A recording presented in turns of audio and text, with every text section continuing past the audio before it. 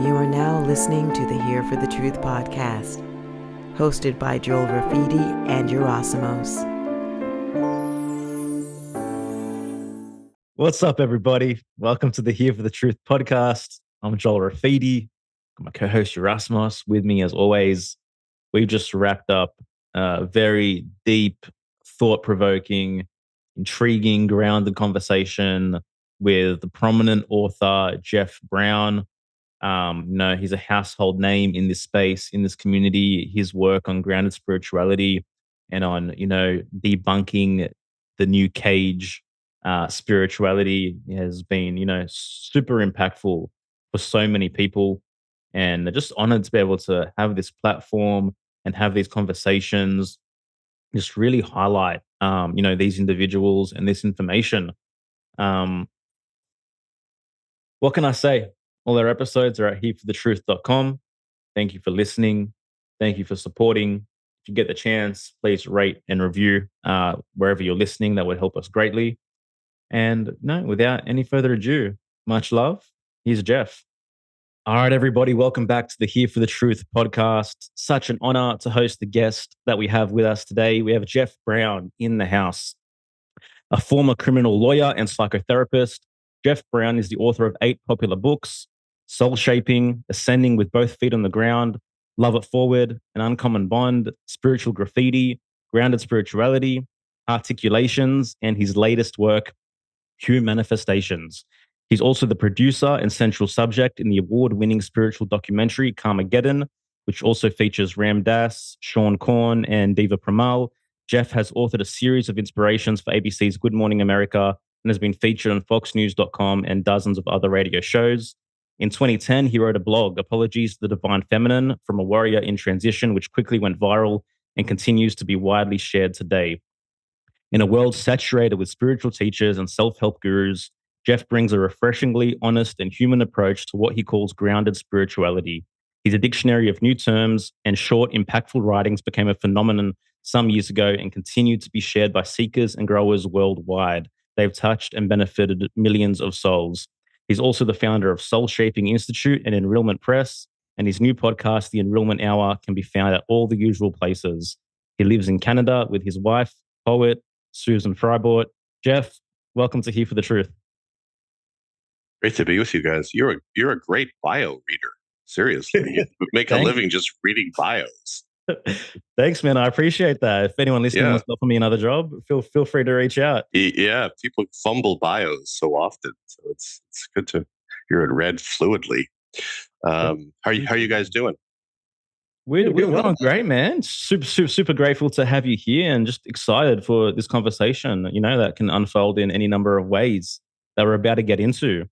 One way we always like to kick these conversations off is we want to dive deep into kind of your personal story, your major rites of passage, and I guess just the major catalyzing moments that kind of led you down this path. Wow. I would say that, whatever led me here, some part of it had to do with glimpses of path and possibility in my teen years. There was a famous criminal lawyer in Canada that I used to see on TV named Eddie Greenspan. And I used to feel like I'm going to work with that guy one day.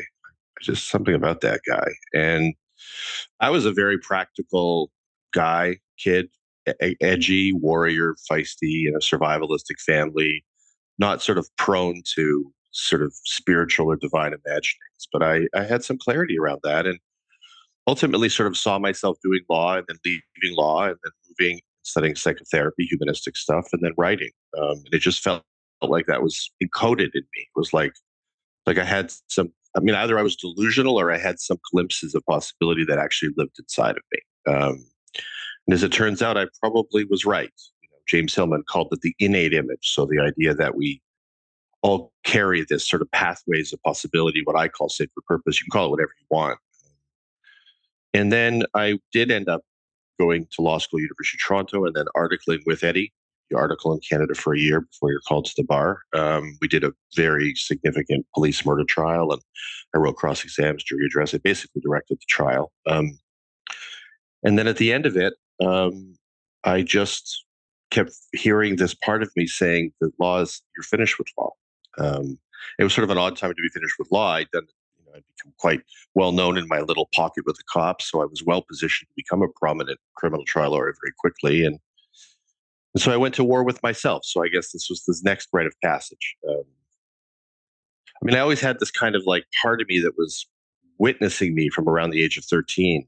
And I would be sitting in sort of an undergrad university and taking notes. And sometimes I would start writing in the sidebar, "You are not who you appear to be."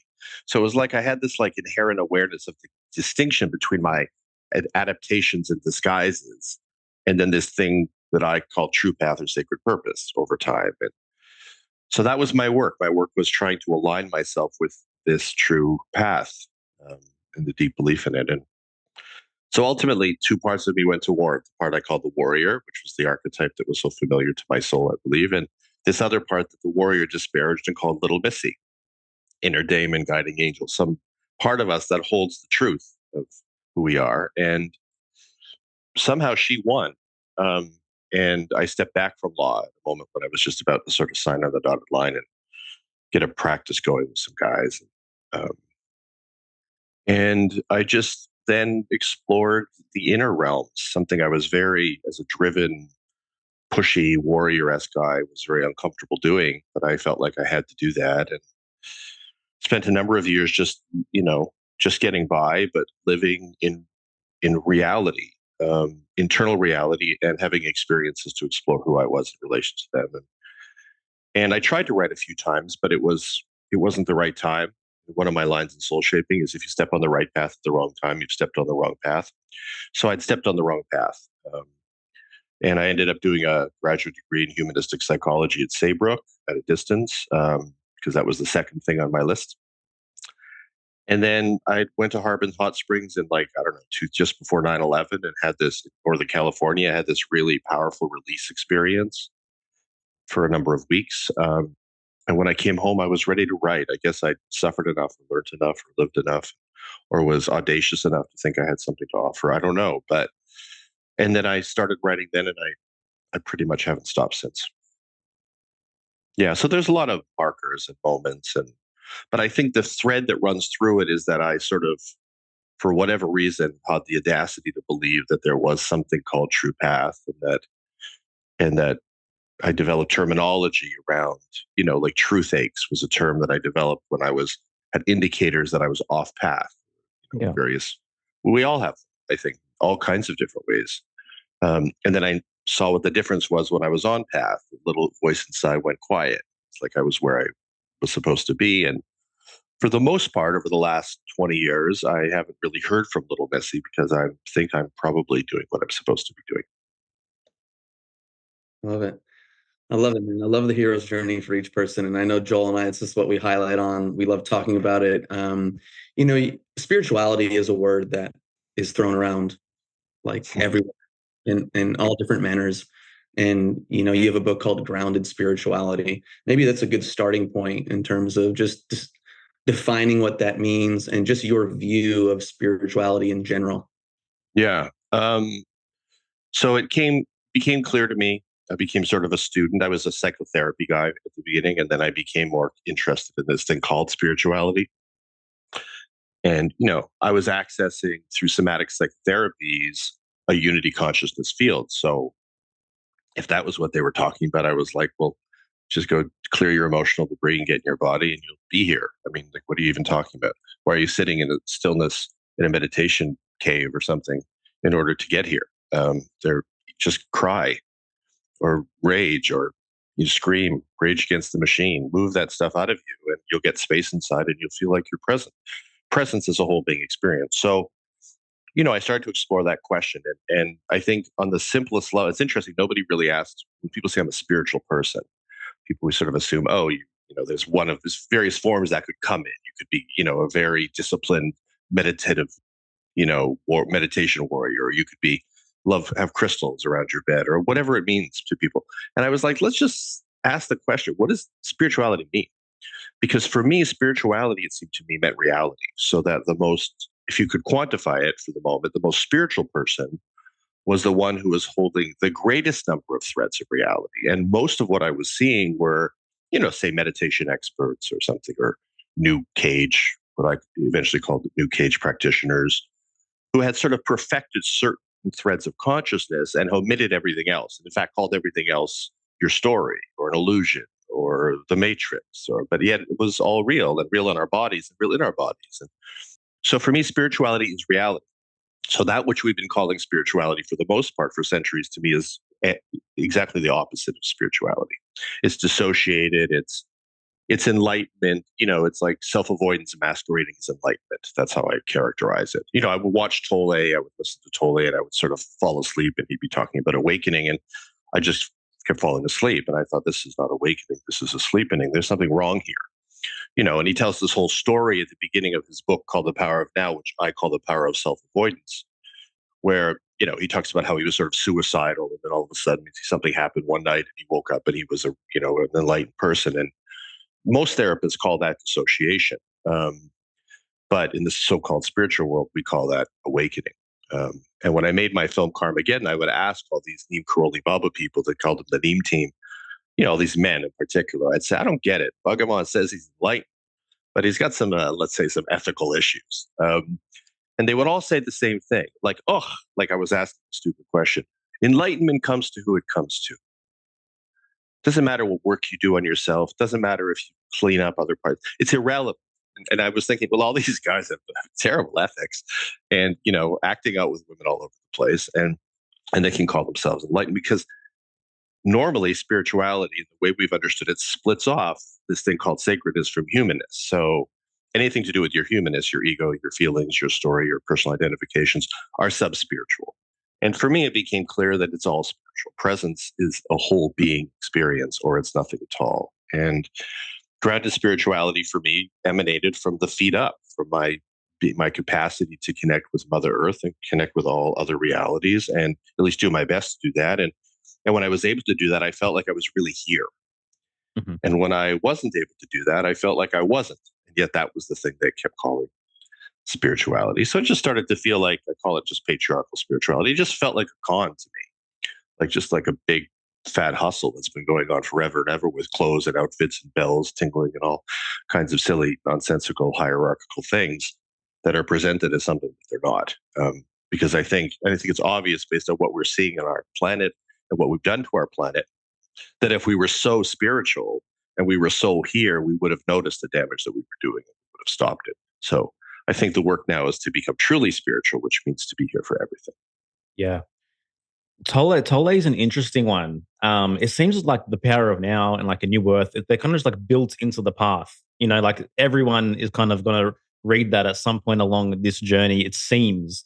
I read that book in 2015, and for me, it was like culminated into a major shift of consciousness. Like I was living in bliss for a period of time. Everything felt amazing, like emptying the dishwasher, like taking the rubbish out, et cetera, et cetera, et cetera. So I can see how people can like be drawn to feel like, that's just like a different feeling, because I think what happens is, they just detach from the persona for a period of time. And just because there's something different there, because they've, detached from the story for a period, they believe that they're in some kind of enlightened state because something feels different. Yeah, it's called relief. It's called relief. That's right. That's right. But for relief. And for me, in my own experience, like you can't live in that place, because 4 or 5 years later from trying to stay in that place or stay connected to that experience, I think I cast a bigger shadow for myself in that 5-year period than I did in my entire existence previously. And I found myself so kind of detached from reality that I had to kind of do the work to actually figure out how to be a competent human being living, right? And I think there's a pitfall here that comes up when it comes to extreme forms of mindfulness. Like mindfulness is not the place to live, yet somehow we think that is what it means to be spiritual. So I'm just wondering if you can touch on the pitfalls of mindfulness. Well, it goes so many. I mean, vipassana, bypassana. It really, intentionality is everything. So of course, if what you understand to be reality is sort of a habitual, sort of neurotic, over plugged in, taking the matrix thing so seriously, that's all you know. When you're given a pathway of relief, of stepping back, detachment as a tool, it's not a life. But detachment to begin with can be very beautiful and compelling and give you perspective and be useful and expansive. Even the spiritual bypass, which is mostly probably what that is, can be incredibly helpful. I mean, we want to have presence as a whole being experience, which means we can access reality in all kinds of different ways, including Eckhart's way. But when you start living there, and you start engaging in the call the Advaita movement, I call the Avoida movement, and pseudo non-duality. I mean, what's non-dual? What's unified about a consciousness that omits everything uncomfortable from the unified equation? Ego's gone, identifications are gone, feelings are gone, body's gone, story is gone. All you are is a little dissociated head tripper who finally has found relief and has convinced yourself on an ironically egoic level, despite the fact that you've bashed the ego, that in fact you've entered into a realized state. And then you enter the world and you realize you're a complete fucking mess like everybody else. Even worse, probably, because you've now spent 5 years not doing any work on yourself. So I think it's just important to say that, leaning in the direction, and I understand why Oprah liked Tolle's book, The Power of Now. I understand why people like The New Earth, the book I call The New Mars, because it's not an earth that I want to live on, because it served a purpose for a period of time. But once you start depersonalizing, you've got a real problem. And that's really what that is. And it's for me, it's obvious from his energy that energetically he's not here for everything. What he's done, he's found a very, even claiming his name is Eckhart, his name is Ulrich. So according to, I think, his wiki, and I think according to him, he had a moment when he sort of saw, or a dream where he saw Meister Eckhart having a pile of his published books, and then he got this idea he was going to be a published author, which is sort of an egoic vision. And then he changed his name to Eckhart. So the whole, for a man who talks about formlessness over form mattered enough for him to do the name change.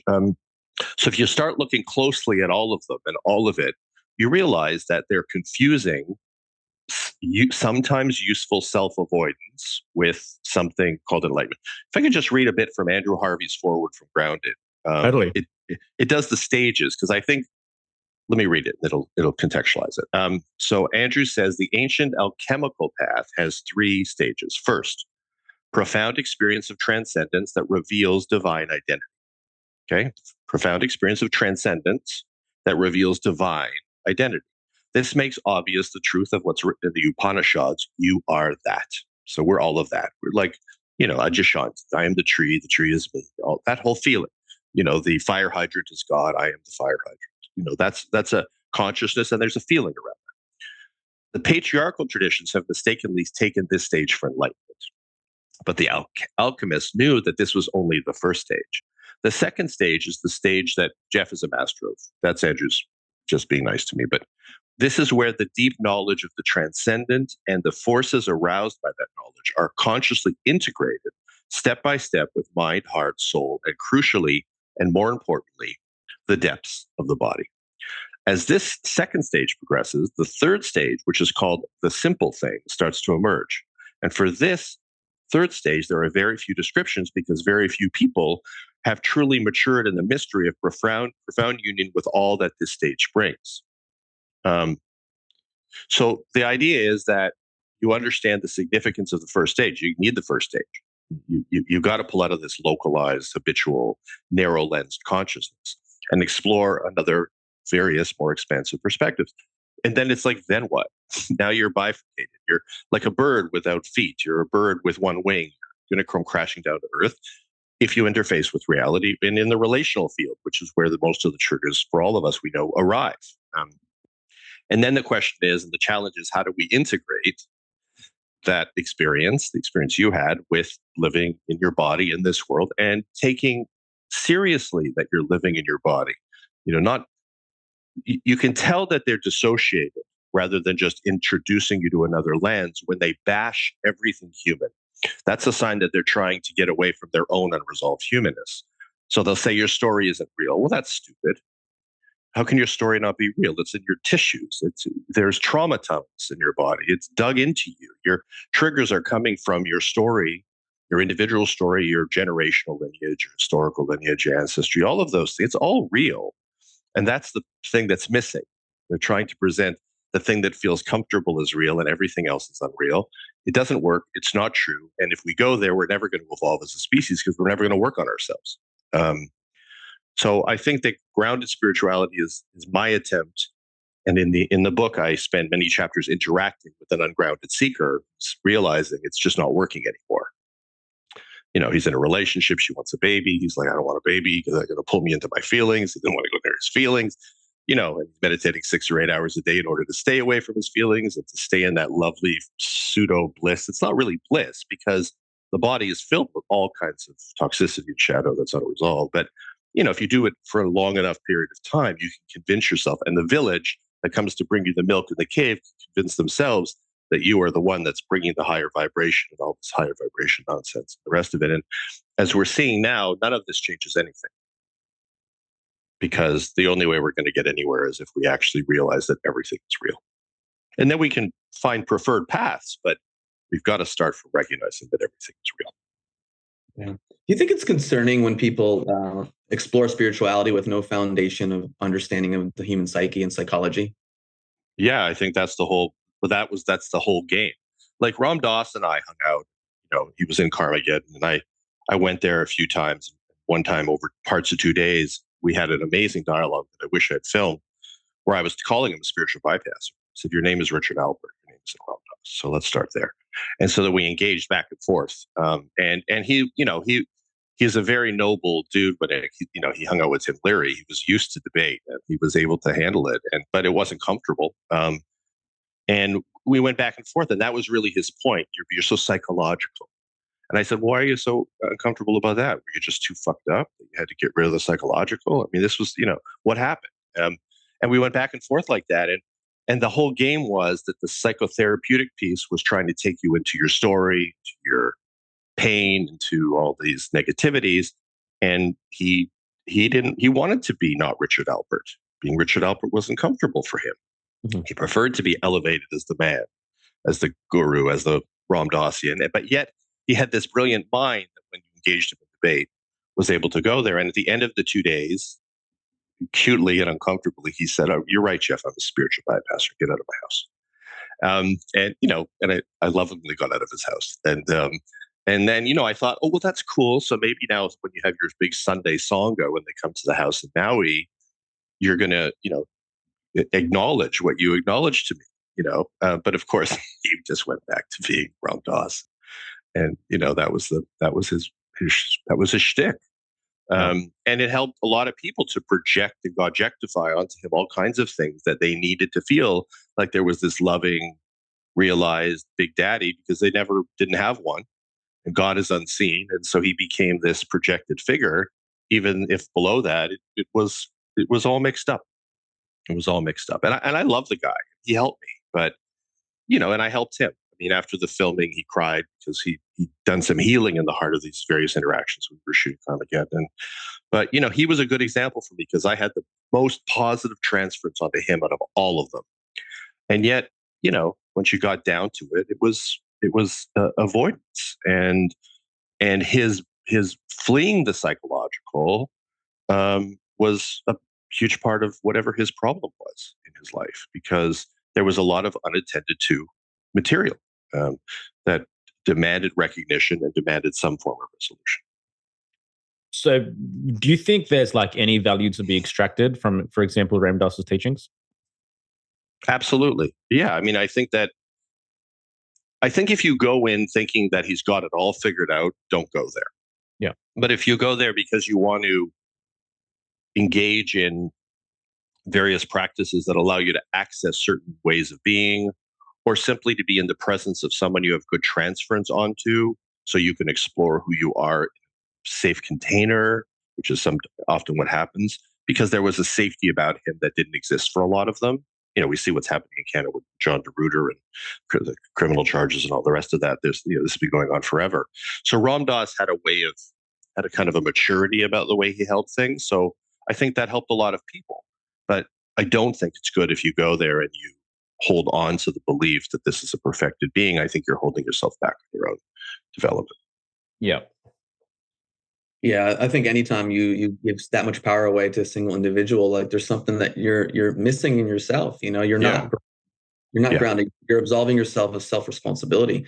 And I think with the whole New Cage movement, and which is something that is important to notice, is that they focus on this goal of this like perfection, like this is the perfected state, as opposed to I contain multitudes. It's like the great Walt Whitman quote, I contain multitudes. And like, It's great. we're so diverse as human beings. There's all these different parts to us. And my foundational work in my 20s was, I mean, I guess people would call it parts work now, but I worked with a couple of psychologists called Drs. Hal and Sidra Stone, and their work, Voice Dialogue and the Psychology of Selves.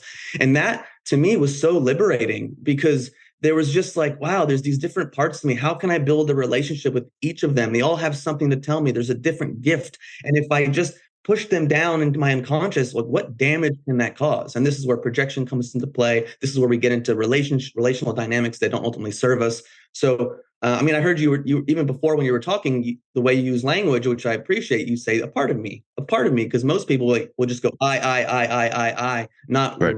realizing that there's depth and nuance to them. Yeah, when you get into the survivalistic world, as opposed to the more authentic seeking world, when you talk about parts, they think you're crazy, because they don't recognize they have parts. But we do. I mean, until they all integrate, and even then, there's still some identifiable parts or aspects to the human experience. And I think for whatever reason, and I don't know where this came from, in my teen years, I started to name my parts, and it's because I understood there was a distinction between. I believe there was a distinction between who I really was, and again, these sort of adaptations, disguises, and defenses that got me through life. And I think that's a very important initial question. When you ask the question, "Who am I?" Ask yourself which parts of you, which means you have to probably, it's helpful to name them or to identify them, are survival strategies or coping strategies, and which ones really feel like fundamental to you. Because some parts do fall away when they become not needed anymore, and others stick around and reveal themselves to be fundamental to who you are. So that's why Dick Schwartz's work. I mean, people have been doing parts work. I was doing parts work in my teen years. People have been doing this work forever. Virginia Satir did this work. I mean, so many people did. You did this work with the Stones, and I think there are a lot of ways to approach it. But I think it's a really important question. You ask the question, "Who am I and why am I here?" Let each part of you tell you what they think, and then ask the question, which part of you is adapted and which part of you is authentic. Yeah. Yeah. So, like, in this framework, is there like an authentic self? Like, is there a true self? Right. So this is my bias. My bias is based on my lived experience that we come in with a pathway to sort of our unique individuation, the idiosyncratic self. So, and for me, sacred purpose, the things I'm here to do, things I'm here to embody, the archetypes I'm here to shed and walk my way into are fundamental to my particular journey. That's why nobody can tell anybody what their journey is, because it's so personal and it's so unique. And I think it is remarkably individuated and authentic. And then there is also, without overstating it, I don't have any problem with us focusing on this sort of, we're all part of the self field. I called it Western consciousness in my first book, Soul Shaping, the blend of the sort of quest for individuation that's fundamental, and the healthy self-concept fundamental to the West, and the quest for essence, let's say, and unity consciousness fundamental to the East, which I believe in the East was probably a necessary dissociation focus to get through all those difficult environments. But they both have value. So I think we need to spend a lot more time working on the individuated self and the honoring of sacred purpose and the magnificence that lives within us, and then start asking how that interfaces with the unified field, instead of jumping quickly to the unified field and bypassing the fundamental questions of who are you and why you're here. Who you are, Joel, and why you're here isn't just to be part of the absolute self field. I mean, that there's a very unique, individuated guy sitting here, and who is he and why is he here? And I believe that information is held within our body. I don't believe it's the obsession with the mind, which is fundamental to patriarchal spiritual structures, is part of the avoidance game. The monkey mind is usually just a reflection of the monkey heart that's not yet resolved. So if you clear the emotional debris, move the stuff through the body, rage, cry, whatever it is you need to do, the mind calms down. So they're fucking around in the mind, witnessing the mind, watching the parts of the mind, spending hours inside of the mind, and then they go back into the world. Nothing's changed because they haven't dropped down into where the material's really held. Not just the trauma material, but I believe the information as to who we are and why we're here is really primarily held within the body itself. So we have to clear enough debris to get access to it, And we have to do enough work in the psychological realms, ironically, in order to strengthen ourselves enough to be able to handle the real spirituality of living in reality in all respects. I think that it's all intertwined. They've Yeah. just had it backwards. They're just doing it backwards. Yeah. Yeah, man, you hit the nail on the head there. Like my foundation was more like psychological, cerebral, and a little spiritual. And then when I moved to LA about over 10 years ago, and I had a mentor of mine who was like an ex-Navy SEAL trained in Chinese medicine, like, and I went deep into the body. It was like a game-changing experience, you mentioned issues in the tissues, like getting that pain out of the body, experiencing a level of emotional release and presence that I never experienced before. That was like, I almost called that like Jedi training. Like that felt like That's Jedi, it. or like Yeah. when I went out to the world, how I took in information via my senses was completely different. Everything changed for me from that experience of coming back down, getting more grounded, and feeling the pain that existed inside me. It's real. I mean, we all know what happens when we don't feel it. That's a horror show.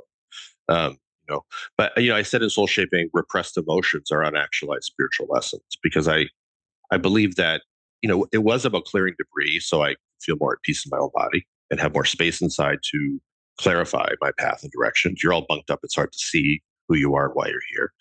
But there was also this feeling that I had things to learn, and that expanded my capacity.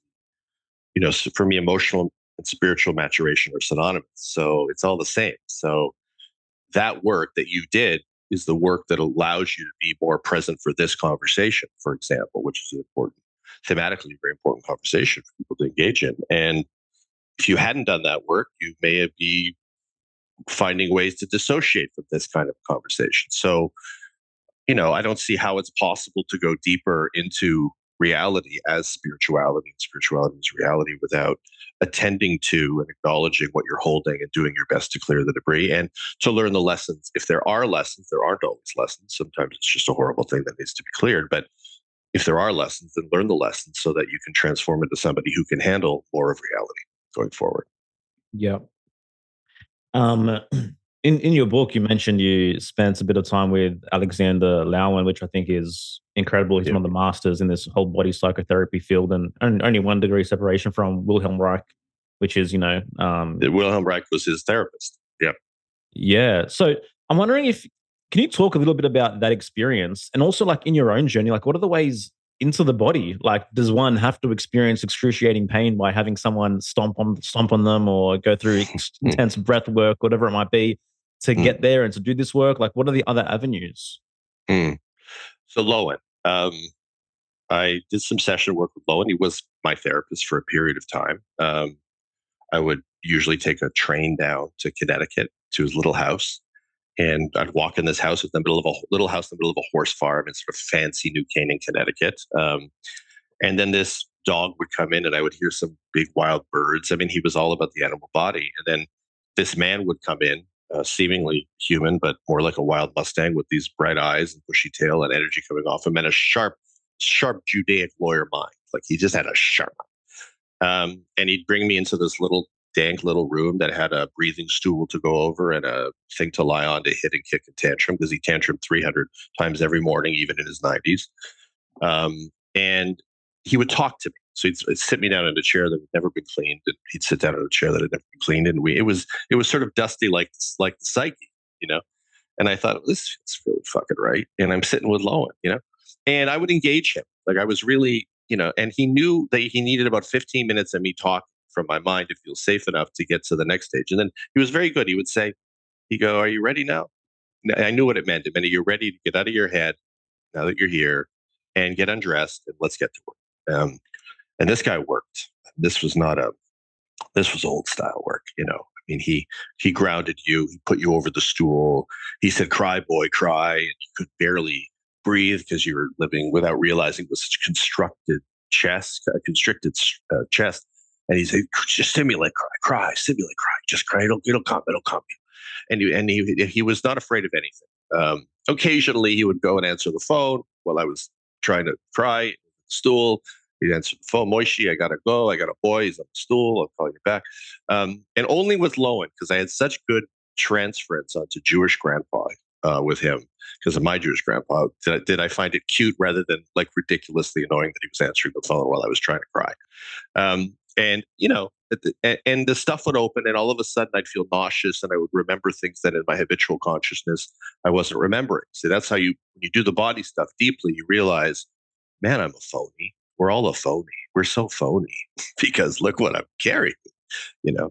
And of course, you have to get through life. And I'm not beating myself up for it, and then he'd get me kicking and tantruming and moving things on the dank old dusty dirty old bed that he'd never cleaned, and so by the end of the hour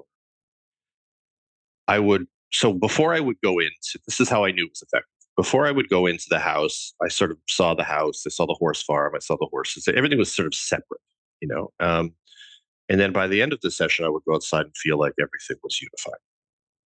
So I was getting to the thing they were calling that spiritual state, but I got there through raging, crying, tantruming, nausea, um, and all the rest of that. And that's was my first experience of spirituality. So when I said to Lowen, I think in our last session, I said, "So what are they talking about, Al, with this spirituality stuff?" And he went, "Oh, like it was stupid." He goes, I paraphrase, you get in your body, you ground yourself, you clear your debris, then you become present for everything. That's spirituality. That's spirited. You're spirited. That's what we're talking about. You're here for everything. You're alive to everything. And I was like, yeah, that just seems simple, but not so simple because it depends how much stuff you're holding. And if you're egoically strong enough to handle the material and your circumstances, and if you can go spend time with Lowen in your life and all those things. And the whole world should have been in Al's office, but they weren't, And so I think those techniques, bioenergetics, which is a pretty strong, grounding, energizing, expressive self-possession discharge model, is incredibly brilliantly right, but not right for everybody. Some people are way too traumatized, they're ill prepared and should not go anywhere near that kind of stuff, or Stan Grof's holotropic breathwork, which can be incredibly transformatively cathartic, but also devastatingly destructive for the wrong person. Because if they're already egoically fragmented, these things can really fragment you. And in that case, something like Peter Levine's somatic experiencing work, or even David Berceli's TRE to an extent, which I quite like, is more helpful. Some people need to go slowly, subtly, titrating, reconnecting, learning how to regulate differently. I was a discharger. I had a lot of physical energy just coursing through me. I just needed to move the energy, and then I calmed down. And so that's why I loved it so much. But it's not for everybody. And when I do session work with people, when I refer people out, I usually refer them to one of two people, one in each area, because I can't really tell from my interaction with them. I may know that they're holding anger, but that doesn't mean bio's right for them at that time. You have to be ready for bio. If I had tried bio in my early 20s, it would have been a total shit show. By the time I was in my late 30s, it was a good fit. So that's an important consideration. Now I think I could handle both, and now I can handle SE a lot better. SE I found just too subtle and slow, and I've done some SE stuff in the last few years, and I liked it. But in my heart, I just love picking up a baseball bat and smashing a foam cube. I just feel great afterwards. Dude, first of all, I just love this whole thing you said, because as you were talking about Lowen, immediately I wanted to ask you, I was like, hey, do you think it's right for everyone? As we've gotten more information and knowledge about the intricacies of the nervous system, some people are just, too dysregulated. And my wife and I, we went through Peter Levine's somatic experiencing training. And, I'm a little bit more like you. I like the subtle work, but I'm more just let me raid, break some shit. But at the same time, some people, they just can't handle that level of release work, even the breath work. And I think it can cause more harm. So totally on the same page, man. And I love that you made that. Well, and re-traumatization matters. Like, some people grew up in a very volatile, violent home. So even if they're releasing and it feels good to release their holdings, it brings them too close to that material. I mean, without overstating it or imagining myself sort of an intuitive master or something, I can sense in you an intactness. I'm sure you've worked for this. It makes sense to me that you could handle the fragmenting nature of the bio process, because you feel pretty solidly intact to me. Your wife may disagree, but I think that's part of it. I mean, it's of course, there's no easy formula for this. I mean, I remember when I did some holotropic breath work when the great Stan Grof. I mean, I went to these masters for a reason, and I was deciding if they were really masters. I was always sort of cynical, but Lowen was who he said he was. People had issues with him, and he had issues with bio. I felt it became too administrative, and it lost the feeling of the body. And I understood what he meant about that whole egoic community or parts of it. And Stan Grof was a Czechoslovakian psychiatrist, if you're familiar with him. But the guy is just absolutely solid as a fucking rock. And he loved the study of these experiences of consciousness for the body. But I know that when I went to do that with him, because I didn't have such good transference onto him like I had with Owen, I didn't feel safe at first. I could feel myself pushing back, pushing away, not getting close to it. And then I talked to him, and then the second time through, I was able to go to this extraordinary place of release. And you got to be ready, and and it also just may never be your particular pathway to hold as an integration. It's totally fine. Yeah. Yeah, man. I totally hear where you're coming from there. And I think, like, I don't know for me, because I had the parts work through the stones work as a foundational understanding, that when I did this more intense work, that like I had a way to just understand it or frame it within myself. Of course, having the capacity within your nervous system to be able to like weep and heave for 30 minutes and allow that to just be, as opposed to like another part coming in and being like, oh, we can't do this. Oh my God, why am I crying? Why is this happening? And so, I think there needs to be some foundational level of safety within a person where they feel safe to be able to even come to go to these more expressive states. Yeah, you have to be sort of intact enough to be torn apart or something. But I would also say so much of it has to do with musculature. I mean, this is a body-centered psych. So if you're so armored in your body, so you may have some kind of emotional preparedness, but if your body is so armored that you can't even begin to open the places, if it just feels too rigid and that feels just too uncomfortable, that's a problem. You need to do enough opening work to be able to access the material and open further. I had done enough yogic work that I think there was just enough. It wasn't a lot of openness. I was just tight as a drum, but there was a way in which I had some experience with opening things and some experience with accessing the things that were in there, even through yogic experience. I mean, I didn't do yoga the way yoga, if you look at the roots of yoga, was a spiritual bypass path. It was about perfecting the toxic body beast, getting as perfected and as far away from the fucked up feelings as possible. But I would do yoga just like I would do kirtan. My goal was always to get, I call it barking dog yoga in grounded spirituality, to use yoga as an excavation and release practice, to allow material to come up. So when I'd go home and on the street, all this material was ready to move. And I think if you've done some of that preparation work, you can handle bioenergetics a lot better. And if you haven't, and you're tight as a drum, then you got to stay away from it. Or you got to go in really soft and really slow and subtle. Yeah, which you couldn't do in Lowen. I mean, Lowen was not. Sometimes, a few times I went there and you set it up. So I would do like a session on a Friday. And I would go back to this little dank little motel. And then I would go back on the Saturday an hour, and then he would send me upstairs. He would go work with Leslie, his wife Leslie. And we go into this big living room with all these minor birds. I don't know what they were. It's just like some sort of tropical paradise, dogs barking, the animal body, right? It was all the animal body. And there were a number of people there that we, at that time would call mentally ill or mentally retarded is the terminology. And they would all be standing in a circle doing a bioenergetic exercise class where you're just opening the body and releasing. Things are unbelievable. Should have them on every street corner. And these people were the most courageous human beings I had ever met. The places they could go, the depths they could go. These working with pioneers is not always a good thing. They're fucking hardcore. They are hardcore. They're like old style Reichian, like, Nelson Emerson, self-determination, chopping wood, building the log cabin yourself with no training or internet YouTube videos to watch. That's who these people were. And I was like, I can't keep up with this fucking group. I'm not going back up there anymore. He said, you'll keep going until you can handle it. And I said, I can't handle it. These people were the deepest workers, the boldest. They weren't afraid of the emotional terrain at all. I'm like, what the fuck is going on here? These people screaming, howling, raging, screaming, looking at me, yelling at me, calling me names. It's like, who are you people? Powerful. And one of the things that worries me now, we're getting so soft and subtle with our somatics. I'm a little worried nobody's ever going to release anything. I know what I just said. You got to go where you go, and it'll get you where you go. But still, sometimes I wish there was a lot more. And I talked to Lowen. I may have done one of the last interviews with him. I have to find the transcript of it. He said, it's over. He said, we failed. He said, the culture is getting too overstimulated, too cerebral in order to survive. And there's no space to do this kind of deep work anymore in our world. And I don't believe that's entirely true at all. But he felt like he had failed because he was really hoping this was going to change the world. And we will get there. We may get there. But I think he arrived in many ways too early for this kind of thing to mainstream.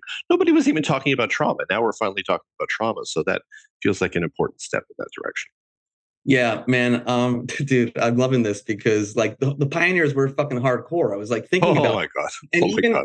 even like what we're talking about here in the context of parts, it's like there's the part of the old pioneer, like hardcore, like they're just going right in it.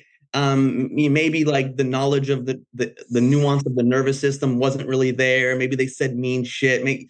But then there's the flip side of like the too nice and everything's, like really everything has to be titrated. And it's like, well, how can, like you said earlier, like a person go, well, maybe like the more intense shit and the pioneer stuff, this is what's drawing me in, but then maybe I need a little bit of this. It's like being able to dial in, like not having to pick one or the other, but to have access to both, which is just exactly right. Exactly right. Within one's own psyche.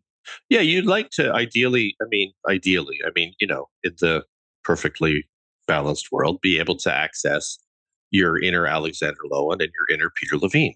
They're energetically very different people. I remember I went to a bioenergetic conference, I don't know, late 90s, early 2000s in Quebec. They had the international conference, and there were presenters. And Frank Hladky was there. I did amazing anger work with him. He was one of Lowen's people. Lowen would just appoint people, bioenergetic trainers. He didn't care for the training program. He knew, you can handle this stuff. So you go ahead, you call yourself that. And that, of course, became a problem when it became like a big governing body and all the rest of that. They didn't want Lowen around anymore because he was saying, these training things, you're taking them into their heads, the rest of it. But Peter Levine was there, and he was presenting this kind of Waking the Tiger stuff, I think. And we were all looking like, what the fuck is this? It was just like so subtle, soft. And it's like Peter. It was just like very gentle, but was very intelligent, very present. And we all had a bias. We were strongly energized, fucked up, discharged. And he was presenting this softer. It was the same philosophy. The tiger's fighting the other tiger, and then the fight ends, and the other tiger keeps moving to discharge the stuff so we can come back to freshness. And humans don't do that. We put it all away, and then we got to go into therapy to come back to that. It was brilliant. It was exactly accurate, right on. But now I understand that we want to reach the place. If presence is a whole being experience, if that's real spirituality, then we want to be able to access the broadest range of feeling and expression in order to actually be able to finally claim that we're actually here.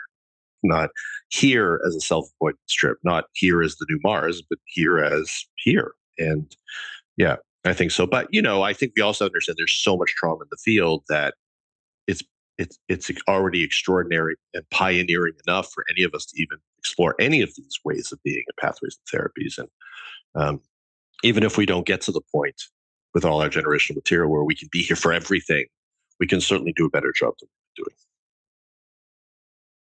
Do you think like there's a potential for us to become like too trauma obsessed, like to seek too much for, shit that might not even be there, and thinking like the work never ends and just, I think we have to understand the sociology of where we're coming from here. Like we're coming from a survivalist consciousness that was by necessity had to put everything away to stay alive. And we're now slowly crossing the bridge to a more authentic consciousness, which involves connecting to what we're holding and asking who we really are, not who we are just to put food on the table, but who we are in the broader sense, what our real paths are, sacred purpose, all those things, however you language it. And I think we need to understand that you can keep going on forever digging out material, because you're not just digging out your material, you're digging out the collective, the ancestry, everyone's material. We're, some of the first path travelers. And it's extraordinary already. And I think we need to decide, as we get clear on our material, what's the material we really have to work, because it's really, really fucking up our life. And what's the stuff that we can just leave for the next generation and just try to find a way to enjoy ourselves in this lifetime. And everyone has to make that decision, and everyone has holding different amounts of material. But sure, people, I think if you do real deep body-centered work, you don't stay stuck in the talk therapy loop like Woody Allen used to be in those neurotic movie vignettes of him persistently repeating himself over and over again. I think body-centered stuff allows for change on a deeper level when someone's ready for it. And it's less likely to happen if you're with the right practitioner. But you have to be careful. There are practitioners that try to keep people dependent because they make a living doing this. And that's, I think, a very common thing. Or they haven't reached a place where they're able to really enjoy themselves yet, so they can't really steer you in that direction yet. And yeah, I think you have to ask all of those questions all the time. And I think at a certain point, you just do start asking those questions, because you realize this work could go on forever. And are you here for that? Or do you have something else you want to do? And are you ready to enjoy your life? It's an important question. Yeah. Yeah. So would you just from what I've gathered, from the brief snippets in this conversation, would you say who you authentically are, can be discovered by discovering what your authentic path is? Do you discover, the authentic self through the authentic path, so to speak? Yeah. So I don't separate the authentic self from the authentic path. Yeah. So it's my bias. Yes. Just because I just had all these glimpses that who my authentic self was expressed through certain directionalities and not expressed through the wrong directionalities. And I just been my experience. So if I knew I was to write, found my way to writing, and felt this feeling of I am exactly where I'm supposed to be in this lifetime, completely at peace with path, that told me it was all the same for me. It was all the same for me. And that doesn't mean there isn't sort of an authentic personality. Mm-hmm. See, I'm there's a lot of bashing of personality or persona in the patriarchal or ungrounded spiritualities. They really don't want individuation. They're sort of like globalists. They want there's no separate self. There's no self-determined self. I really think personality, there is a distinct personality. It changes and morphs as we evolve and move towards wholeness. But I'm still going to experience Joel to some extent like I'm experiencing Joel right now, as long as Joel is aligned with his core personality. So I think it's okay. And, persona sort of implies it's some show we're putting on or something. And I don't believe that. I believe that sacred purpose and personality and the who you really are all wrapped up together. Yeah. I totally agree, man, because particularly in our work together, and in what we talk about, I find people can get so stuck with the inner work. And often when they decide to get on with the outer work, then they tend to discover the next layer of the inner work, so there needs to be that balance of moving forward in the world. In soul shaping, I talked a lot about depth charges and adventures in soul shaping, because it was inner outer. It's where did I get information about who I was and what I was to do in this lifetime. Part of it was through psychotherapeutic process, so going out and engaging in a therapeutic process. Part of it was exploring, taking a stained glass course. Part of it was, sitting down to write and seeing if I was right, that writing was for me. I mean, it's, exploring the relational field to see how do I relate, what parts of me come up in certain connections. Are those parts fundamental to who I am, or do they feel like they're off path or something like that? So it is all the same. My inner, outer, eventually it's what Andrew calls the simple thing. That's the third stage, where it's all just part of being human. And we're not making such coarse or pragmatic distinctions between inner, outer, and our aspects, because it all starts becoming presence as a whole being experience. You bring up personality before, and I think this is where vocal expression and how a person sounds comes into play too, because in the ungrounded spiritual communities or the New Cage movement, it almost feels like everyone takes on this assumed affectation in their voice, and it almost feels like they have no personality because they sound the same no matter what they're talking about. And I feel like when I meet someone that resonates with me, they just they they say fuck, like different colors of their personality, different vocal qualities come into play as they're talking about deep, meaningful stuff. But I almost always, I wouldn't say check out, but I'm just like, I can sense when someone just sounds the same and they're just trying to talk like this, and it's a story and it's an illusion. I'm just like, yeah, all right, peace, I'm out. So well, because I mean, the whole sort of that non-dual, that whole trip it's basically, I call it the automaton bypass. They're just basically becoming really perfected robots, living in some artificial intelligence format or structure, and it does all sound the same, because at the heart of it is the annihilation, the absolute nullification and annihilation of the individuated self. Remember, you have no story. Your ego is the enemy. You have no identifications. Your body is irrelevant. You are divine identity. You are divine identity. You are divine identity. You are divine identity. You are divine identity. You are divine identity. You are divine identity. There you go. We're there now. We're enlightened. But now what? Now what? I gotta deal with the world. Fuck. Damn. Yeah. I forgot about that. Oh, but the world's not real. I am divine identity. I am divine identity. And so they do the mantra. They repeat that with the beads and the beads and the beads and the beads, so they can stay in divine. I am divine identity. I am divine identity. It's good work if you can get it, but it doesn't usually survive the first 5 minutes at the grocery store. Yeah. Can you explain like why you refer to it as patriarchal spirituality? Because what it seems to me is that, objectivity is actually required, and objectivity, generally speaking, would be a masculine trait. Maybe. I mean, or so we've been told. So I just started to see, I called it patriarchal spirituality, and I defined it in Humanifestations. Thank you. You're holding up the book. Thank you for purchasing the book. Yerasimos, yep. And I finally got the definition for it back there because I was so pleased with it. And it's kind of an overstated definition on purpose in a way, but I just, in my experience with these people, found that there were certain traits. We've talked about the bashing of the ego. All of these things are part of what it seemed primarily to be male driven. Not that women haven't bought into the system. They have, of course. But primarily it was about male mastery. The mastery thing with men, the I am Captain America starts early. And it had certain definitional qualities. And it's not limited to patriarchal spiritualities. But there are more female oriented and sourced spiritualities that are more body centered, fleshy, tantric, all those things out there. They just haven't taken root to the extent that these patriarchal structures are. I mean, they're everywhere. They're the Dalai Lama. They're, I mean, all of this stuff comes up when the tongue sucking incident. I mean, you start asking the question, what is this? What is this philosophy? Why are we believing this guy's enlightened?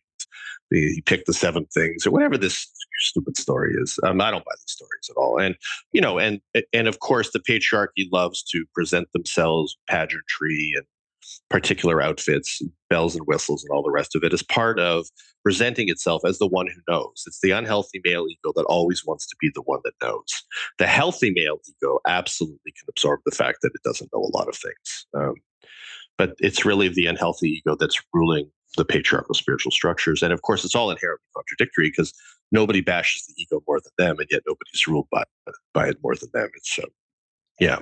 But it's a long definition. I won't read it, but it's at the back of Humanifestations. Yeah, thank you for that. I kind of want to pivot just a little bit. Can you talk about forgiveness? Because people in the more new cage spiritual communities, that's like you have to forgive everything. And Joel and I don't agree with that. And I think you recently did a post on Facebook highlight as well. Love to hear you talk about that. I've been writing about the forgiveness bypass forever. Yeah, it's one of the sort of hallmarks of patriarchal and particularly new cage spiritualities that you have to. I mean, I have nothing against forgiveness if it's authentic and organic, but I don't believe that if you go through a deeply embodied release process, clearing and resolution process, experiences you've had, that you'll necessarily always arrive at forgiveness, or you have to. Self-forgiveness is fantastic. But I don't believe you have to forgive your aggressors. I don't believe it's your responsibility. It's their work to do. And I understand why, no judgment, no anger, all forgiveness was developed by these religions and spiritualities because it allows the guru to get away with murder, basically. They're always forgiven, not allowed to be angry, and you can't judge them. So it's a perfect recipe for disaster. It's a complete manipulation of the human psyche and human directionality. And you end up with a bunch of people walking around completely bifurcated in their consciousness. They're filled with anger and rage and all these things. Where I had the most acute experience of it, I won't mention his name, but I did a workshop early 2000s, I think it was, and prominent spiritual teacher in the meditation world. And he would talk very softly. He would tell these lovely stories, and stories were wonderful. It was very lovely. But I just looked at his eyes, because I was in the bioenergetic world. I said, this guy's filled with fucking rage, man. Like, it's like this soft talky thing. I didn't believe it. It was like what you were doing. I just didn't believe it. It didn't feel real to me. And then I thought, well, that's interesting. It's, he's talking about subduing anger. And I understand that that's what he perhaps had to do to get by in his life. But he was filled with fucking rage. And then I get on a bus with him. We're taking a bus to, like, I don't know, wherever the cars are or something like that.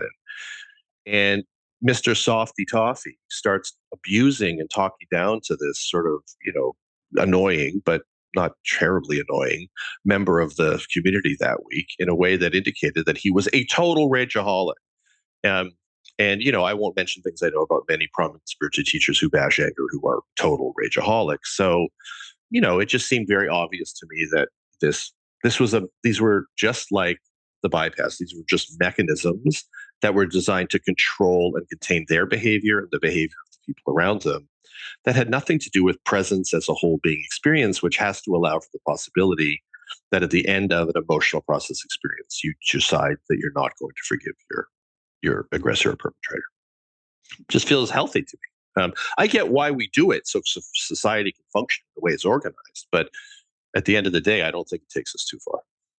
Yeah. Well, and you mentioned even just going through a long drawn out or a long process of healing or getting more embodied and dealing with the situation. But so often I come across people that have just had something horrific happen to them. And then, like, they're forgiving the person within like 2 days or a week.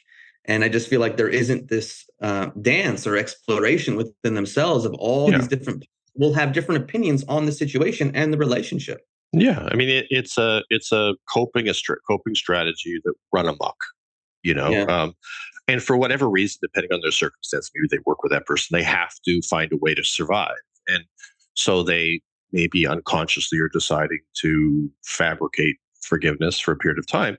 It's fine. I mean, but at some point, if you can, it would be nice to come back down and ask yourself the question if you've really arrived at forgiveness organically. I mean, it's just about organic forgiveness or mechanism forgiveness. And for the most part, culturally, you see it throughout the religious world. It's just mechanisms for the most part that are masquerading as truths. Yeah, seems like a similar sentiment when, like, people talk about deep trauma, horrifying situations, but like they're laughing about it as they're talking about it. Yeah, and then you're confused. You're like, sorry, you're telling me something incredibly serious. You just got the shit kicked out of you in a back alley and you're laughing. And, I mean, so few people have ever been really listened to that they're probably just assuming nobody's going to listen. They're going to be gaslit. I mean, we live in a gaslit world. I mean, this term is if you really look close, the way we've set it up, I mean, it is everywhere on subtle and gross realm levels that somebody's experience is denied, reframed, upframed, relanguaged, corrected, all of this. And so most people, in my view, are walking around feeling completely dismissed with respect to their horrible experiences. And hence, the longer that goes on for, the more acting out we're going to see, because that material has to go somewhere. And often it ends up going in the wrong directions. Yeah, and also the more normalized that dismissiveness becomes, this must be what it means to be heard, That's exactly it. It becomes a natural or unnatural, I guess, expectation set. Yeah. Yeah. Man, so many directions to go. I guess let's kind of like shift into relationships a little bit to, towards the tail end of this thing. How does our childhood trauma interact with the kind of partners that we end up choosing in life? How is it not? Yeah. That's probably the reason. Well, I think it obviously can, I mean, Harville Hendricks' Imago work I always thought was very good, interesting, just how we're we're filling the voids or, picking based on the experiential patterns that we're used to. Or, I think ideally the reason to do the work is to reach the stage where you can make healthier choices that aren't emanating from your patterns and from your unresolved material and all the rest of that. It doesn't go like that for a long time. Most people have had to learn that lesson. And that's why the individual work is important. And that's why, where possible, the relational work is possible. If you can find someone who's into doing the work and wants to do the work with you and believes there's work to be done. But yeah, this material, this thing we've been calling humanness is really just sort of a caricature of humanness, because we're just all walking around with hundreds and thousands of trauma tunnels that project outward and live themselves out with respect to almost all of our choices in our life, how we interface with our breath, with our feet, with our moment, with our career, with our relationships with others. It's everywhere. What we've been calling humanness is a caricature, in a way, of humanness. And it is because of all of these unresolved holdings. You're almost never going to meet a human being who's not holding on to something that's interfering with or obstructing their capacity to be present, and that is not impacting on their relational patterns. Yeah. Yeah. What if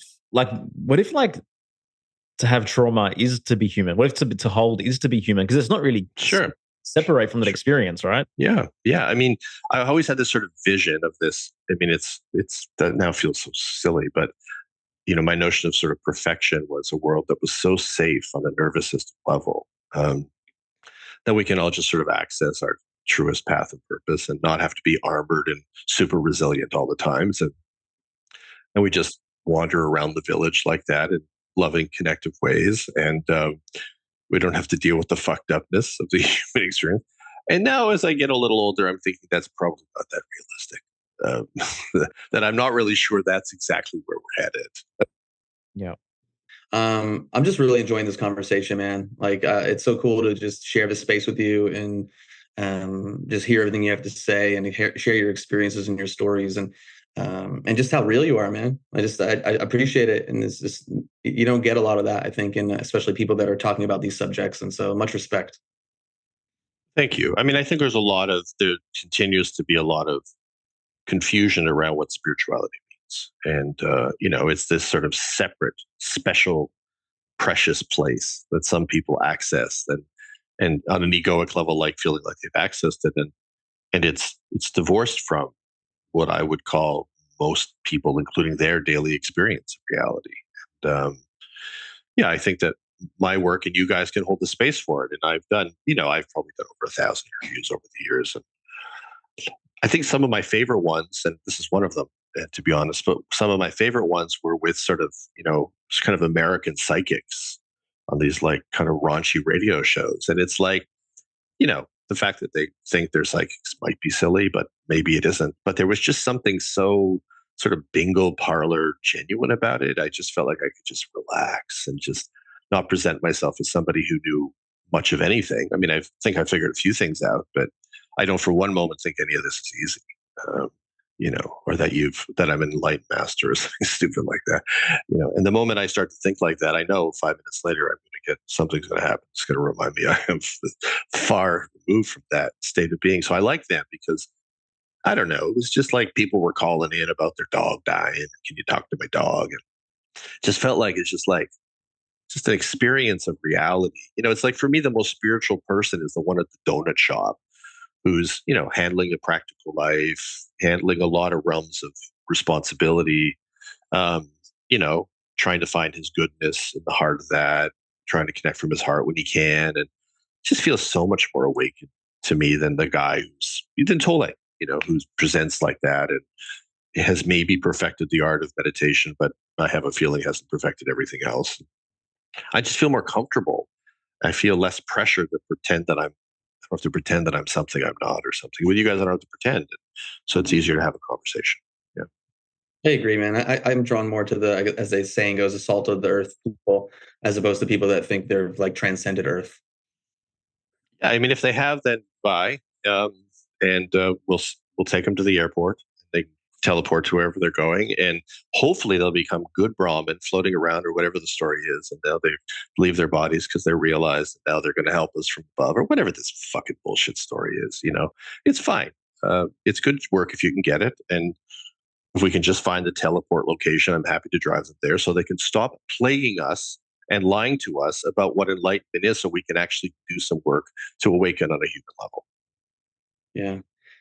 There seems to be so much polarization everywhere, in every part of the world, in every industry. Like, what do you think is the solution moving forward? Like, I mean, yeah, the algorithms are crafting that for their own economic benefit. We know what this is all about. I never thought this way before as a Canadian. I never thought who was a liberal, who was a conservative. I never even thought about it. They were just Canadians. So I don't know. I think that there is a inherent war between notions of control and notions of sovereignty. I believe that these are manipulating human consciousness is a control system. And I think that it's very obvious that the battle between notions of individuation, sovereignty, and self-determination are going to be going to war with systems that are controlling and manipulating human consciousness, and polarization is part of that. We end up hating each other, and they're all laughing all the way to the bank.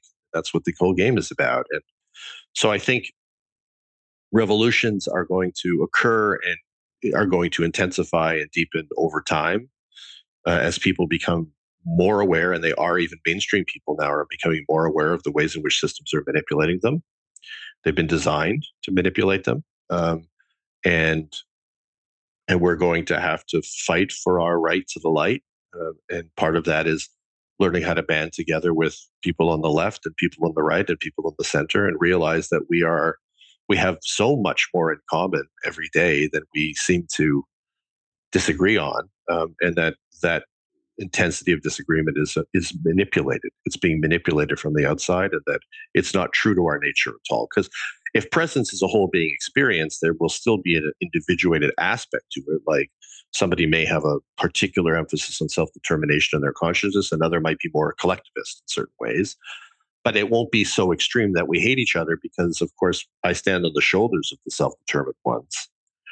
And the self-determined ones ultimately will stand on the shoulders of some element of the collectivism within society. And we are part of the whole together. And it's but we need to understand, I think, on a very deep level, the way we're being worked.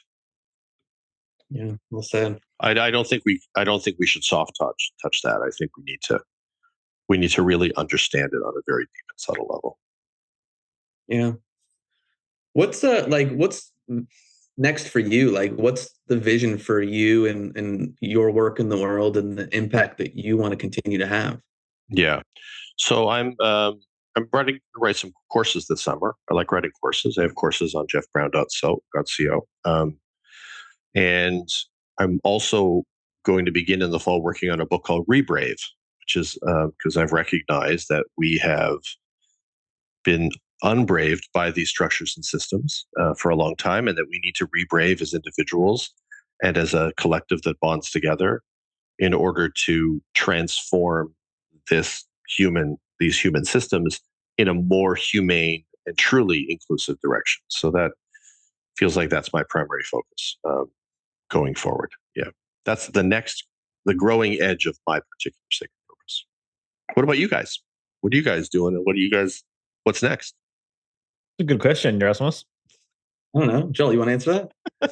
It's important to ask you questions. We know so much about you. I guess you could learn a bit about us.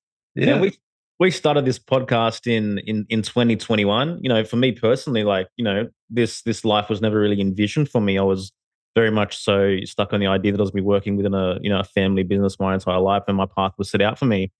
And then through, I guess, honoring my own intuition and my own passions and the things that light me up, and meeting Yerasimos, we're able to build self-reliance through this podcast. And I'm just truly honored and grateful to be able to do what I do. And for me, man, it's just about being able to, our mission statement is on our website. We just want to exalt the human spirit. We want to remind people of the awesomeness of what it means to be human, because I feel like the sanctity of humanness is being so tainted you know, Absolutely. all Absolutely. around us. And like, you know, people unconsciously on such a deep psychic level, they're already in antagonistic and contradictory relationships with themselves that they can't even come, you know, to the bridge of wholeness, be able to be like, wow, look at these creative gifts that I have. I've got creative life force uniquely available to me. No, I've got a unique path that no one can walk except for me.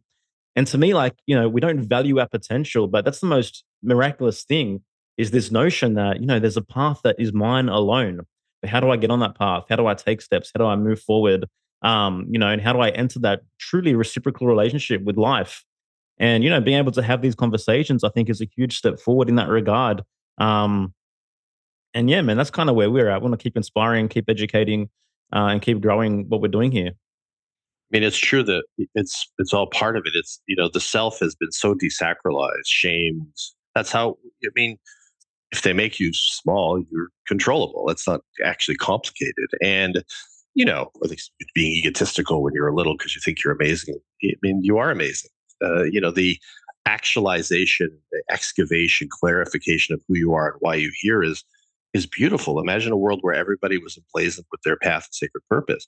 They're afraid what they can't be controlled. Well, they can't be. They'll be sovereign. They won't buy things they don't need. They won't be buying things to make them feel like they're cool because they'll already know they're cool. And what a world we'll live in. Nobody, when you find that path, the last thing you want to do is harm anybody. And that's exactly it. And you can see where the spiritual bypass world, patriarchal New Age world, actually is denying the veracity and significance of the individual self, especially patriarchal spirituality, because when you remove story, identifications, all those things, you're saying those things don't matter. This unified field matters. And it's all backwards. I mean, you're not going to get, my experience is if you find your path of purpose, you actualize your path of purpose, you then naturally it unfolds into an offering to the world. You connect to the unified field, but it's coming from a clarification, identification, actualization of who you really are, rather than going to the unified field and then sitting around saying, like a lot of these spiritual people going, well, they're all like, what am I going to do with my life? It's like, just meditate, be in the unified field, pray for the well-being of humanity. It's all, nonsense. Anyway, Yerasimos, what about you? I mean, Joel summed up some good stuff, but I think like for me, I've always just loved education, man, self-education and inspiring people that it's part of their birthright and that like they can see beyond what, let's say, the controllers want them to think. And, our ethos, and I guess even my ethos with the work I was doing, even when I was doing more body work stuff and coaching stuff and some more esoteric practices, is like become who you were born to be.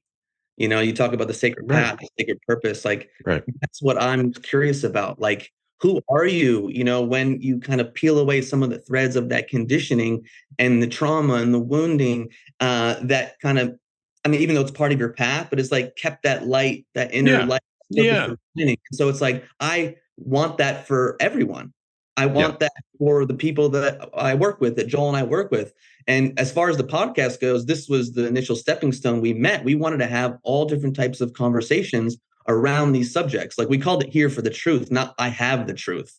Yeah. Like we call it that because we want to be able to explore some of these areas that, maybe in some ways might be controversial, but so people can grapple with great ideas, that they can play with these different aspects of themselves and go, oh, that's interesting. I didn't think about it this way.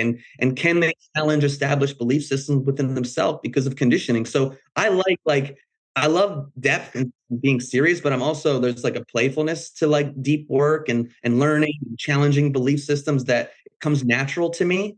Mm-hmm. And so I think that's part of my mission, is to let people know, like, it can be fun. Like, it may be painful, but if you have the capacity to feel the pain, even within the pain, be like, wow, this is cool. I'm experiencing the depth of who I am, and I'm having these relationships, and I'm reinventing myself, and I'm learning more who I am, like, on the journey. That's so fucking cool. Like, again, it's like you think about children, they have this sense of wonder. And even when I was acting for years, some of my mentors, they wouldn't say like become a child, but like, can we bring back that childlike state? Can we bring back some of that wonder and the expansion that you had? And I do the best I can, obviously, to keep that sense of wonder and excitement alive, like, and want to share that with other people, if that makes sense. Beautiful. Beautifully said. Rumi had this great quote: some people pick up their tools, others become the making itself, that I always loved. And I think it's important to say, like, in the Americana of purpose talk, you're going to find the great giant thing you're here to do or whatever it is. And for me, purpose is like I experience myself as a car, like a car on a highway that, there's an exit sign that's like, oh, that's the next thing. And then get back on, then do the thing, get back on, next thing appears. It's an unfolding towards wholeness. Sometimes it has really clearly identified paths. Sometimes it's something archetypal and broader and vaster than that. And that my definition of sacred purpose includes the healing of the unresolved material. And there's often people, I'll do sessions, I'll say, well, how much longer do I have to do this work before I can find my purpose? Say, oh, wait. At the stage we're at in this collective, this work is purpose. This is a really key point that we're at. And quite often when people do the work, it becomes the offering to the world. They become somatic experiencing practitioners. They become bioenergeticists. Wherever there's growth, there's purpose, in my view. And if for them, their growing edges, slowing down the question, what are they here to bring to the world? And answering the question, what I'm here to bring to the world right now is healing the stuff that nobody ever attended to. That's also part of this beautiful becoming your own magnificent self process and moving the collective needle forward. Yeah. The obstacles we overcome tend to become our gifts to give.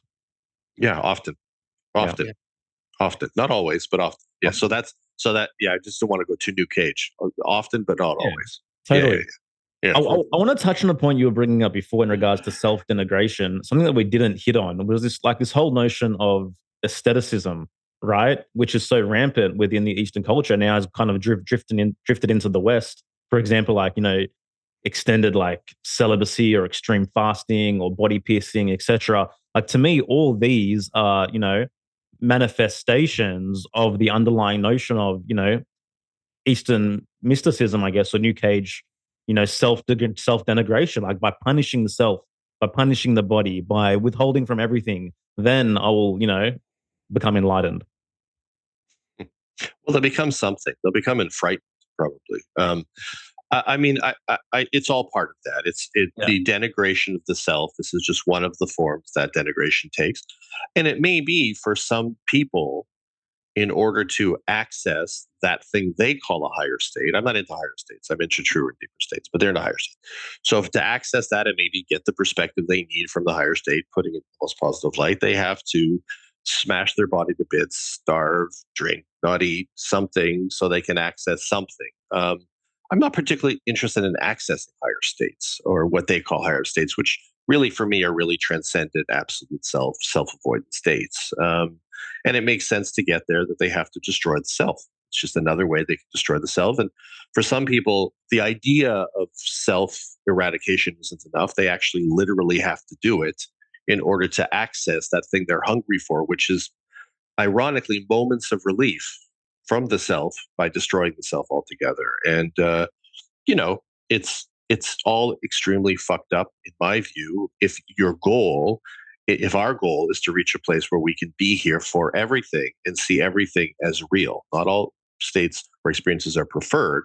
That's the work to figure that out, selective attachment to things. But to at least be able to hold the space for all elements of reality, which includes all elements to begin with of the self itself. I mean, they can't say that the self is a reflection of God and then destroy the self while they're questing for God because they've now destroyed God. So it's all, if you really look closely at the tenets of this stuff, it's all contradictory. And they have various ways to keep them away from lodging themselves in the intrinsic contradiction of it by using the mantra repetition of various teachings over and over and over again. And the teacher who knows best to hold the space every time they come into doubt, the teacher leads them back in the direction of self-avoidance masquerading as enlightenment, which I believe is pretty much what's all of it's about.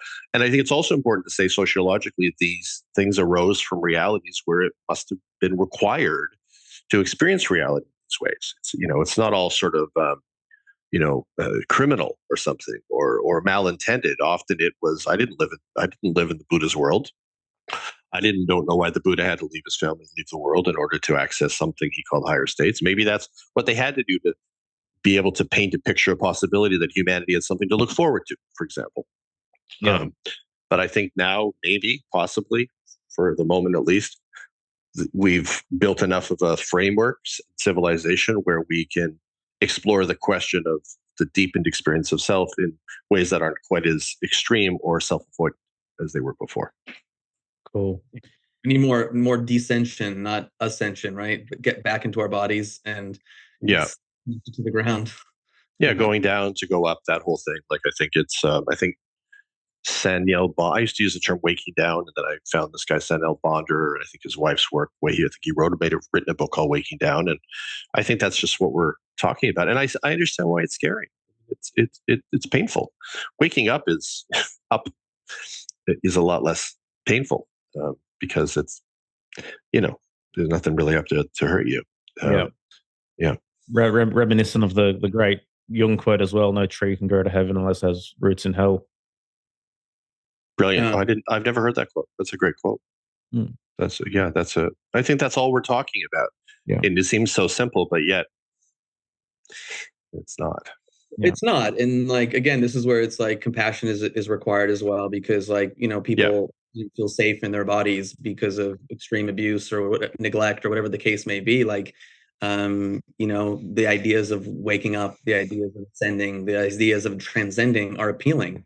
Mm-hmm. Actually re-experience some pain and suffering that someone experienced at a young age, it is scary. So, again, each person's journey is their own. We've all experienced trauma, some more than others. Yeah, I mean, I think this kind of a conversation is really important. I have strong views, but I don't feel internally dogmatic.